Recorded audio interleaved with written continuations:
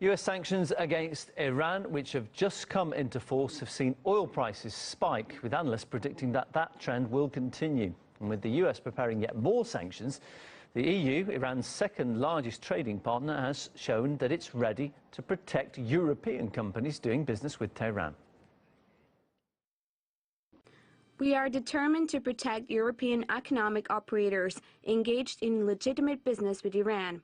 This is why the European Union's updated blocking statute enters into force on the 7th of August to protect EU companies doing legitimate business with Iran from the impact of US extraterritorial sanctions. We believe that it is, and it has to be, up to the Europeans in this case to decide with whom to trade.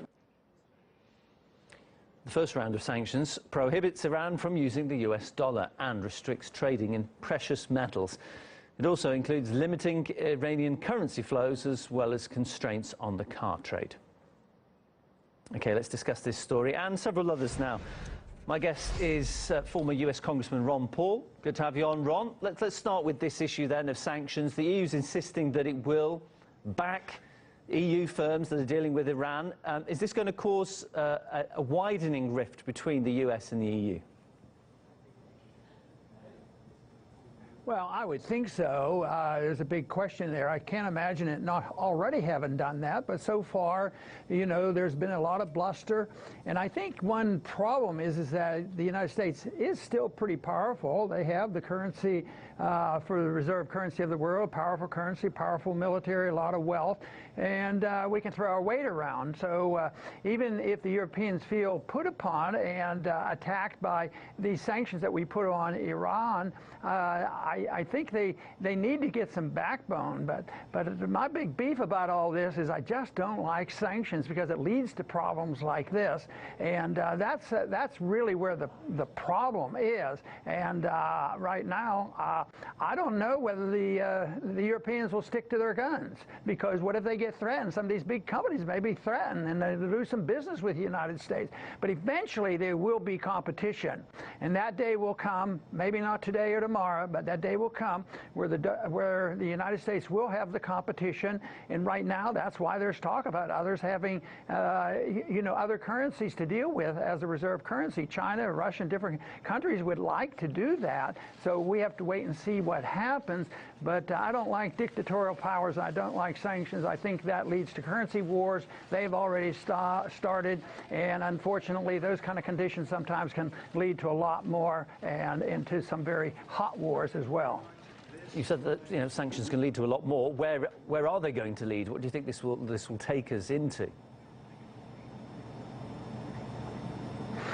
Well, I think first we'll see shortly whether the Europeans stick to their guns. If they back down, then they're going to be around for a while. But if they stick to their guns, I think the United States would have to adjust their policies a bit, because how are they going to enforce that? You know, if China and Russia and other countries and India, they do business with Iran, well, how are we going to punish them? You know, we've already been doing a lot of that. What are we going to do? Put more sanctions on Russia? You know, we continue to do that, but eventually that runs out of steam. But the one thing that I hope we can call attention to is the fact that this doesn't always end well. It ends badly, and long term, sometimes it lasts a long time. I think of how long we've had sanctions and with Cuba, and it lasts a long time when you're powerful. But this is a lot bigger than having our sanctions on Cuba.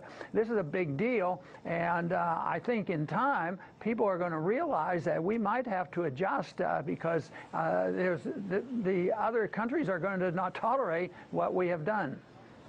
Now, as I understand, there's still not been any proof presented publicly at least, of the Russian attacks on US democracy that were used to justify the new sanctions bill. How does that work? How is it being perceived back home?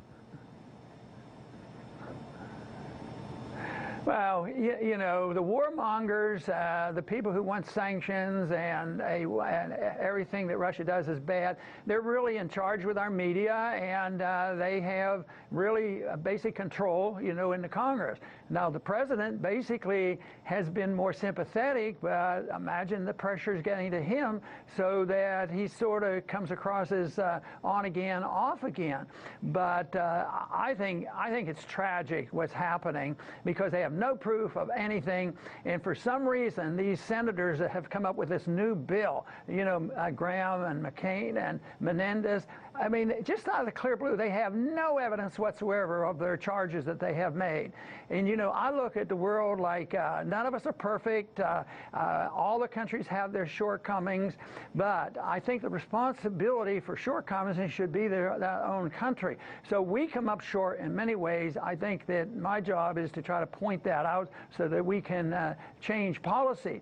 But this idea of just blaming other countries and it's all somebody else's fault, and what we have to do is put on sanctions, and then when they retaliate, we think, oh, the world's coming to an end. They don't have a right to do that. We have to punish them.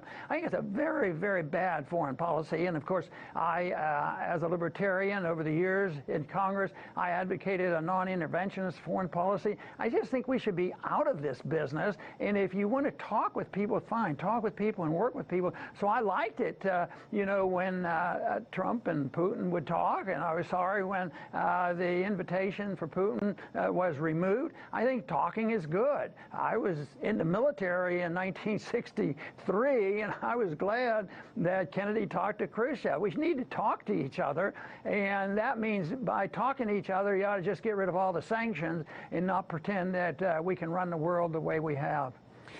Well, you say talking is good. I think it might depend on what's said. Let's chat, if we may, about Twitter's new war on hate speech. As I understand, several libertarian figures have fallen victim of that. Where are we going with this, Ron?